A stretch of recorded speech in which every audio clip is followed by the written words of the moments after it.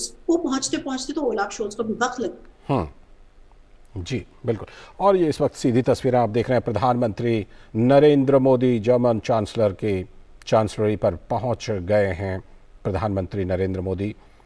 और इस वक्त आप सीधी तस्वीरें देख रहे हैं बर्लिन से, जहां पर उनका स्वागत किया गया चांसलर के द्वारा।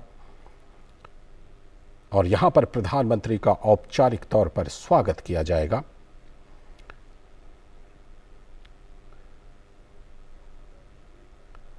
प्रधानमंत्री नरेंद्र मोदी वहां पर उपस्थित मंत्रियों से, जर्मनी के जो मंत्री हैं उनसे मिलते हुए, उनसे परिचय करते हुए।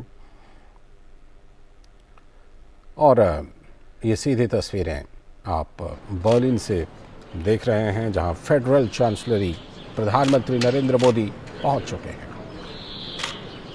विदेश मंत्री एस जयशंकर भी मौजूद हैं वहां पर पहले से ही। तो ये भारतीय प्रतिनिधिमंडल, और उसके पहले आपने देखा जर्मन प्रतिनिधिमंडल को। तो भारतीय प्रतिनिधिमंडल से जर्मन चांसलर हाथ मिलाते हुए, और अब दोनों नेता आगे की तरफ बढ़ते हुए प्रधानमंत्री नरेंद्र मोदी का यहां पर औपचारिक तौर पर स्वागत किया जाएगा।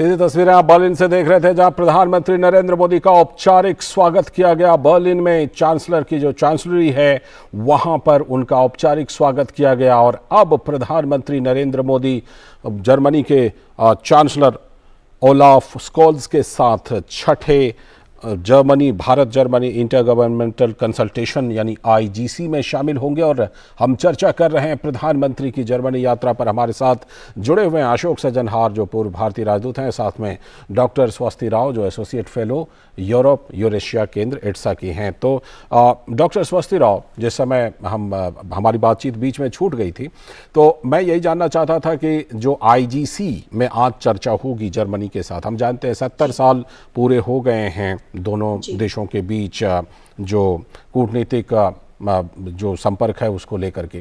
तो ऐसे में दोनों देशों के बीच आज की आईजीसी में क्या कुछ खास हो सकता है, खास तौर पर इसलिए भी क्योंकि हम जानते हैं कि इस समय यूरोप में बदले हुए हालात हैं। जिस तरह से यूरोप का समीकरण बदला है, जिस तरह से यूरोप में इस वक्त तनाव है, रूस और यूक्रेन के बीच युद्ध है, कई चीज़ें ऐसी हुई हैं, इसको लेकर के क्या कुछ खास इन दोनों देशों के रिश्तों पर हो सकता है?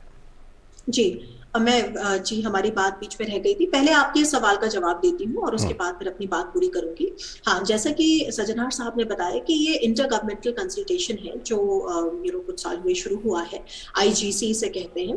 और बेसिकली ये कंसल्ट करते हैं कि कैसे हम अपने रिलेशंस को बेहतर करेंगे।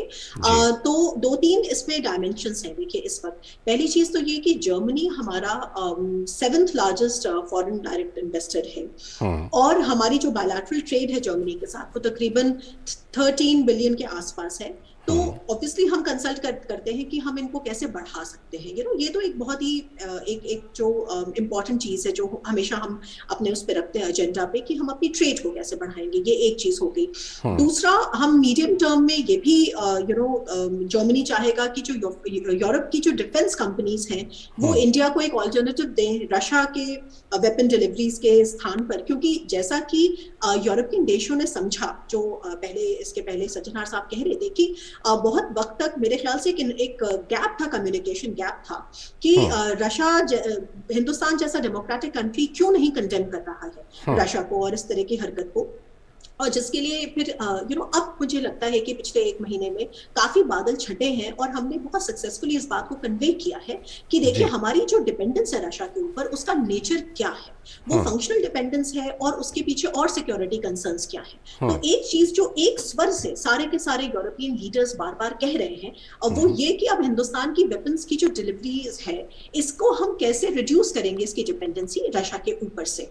लेकिन ध्यान देने वाली बात यह है कि देखिए हिंदुस्तान का इंटरेस्ट ये है कि हम रूस के ऊपर से अपनी डिपेंडेंसीज को कम करके किसी और देश पे वो डिपेंडेंसी नहीं बनाना चाहते। हम बेसिकली आत्मनिर्भर बनना चाहते हैं। तो लॉन्ग टर्म में हमारा जो इंटरेस्ट है वो ये है कि आप टेक्नोलॉजी ट्रांसफर करें, आप आके हमारे यहाँ पे इन्वेस्ट करें और इस तरह से वो बात आगे बढ़े। हम एक बायर सेलर रिलेशनशिप में ही हम महदूद नहीं रखना चाहते इन चीजों को। तो ये बात मुझे लगता है कि प्राइम मिनिस्टर मोदी बहुत अच्छी तरह से इस बात को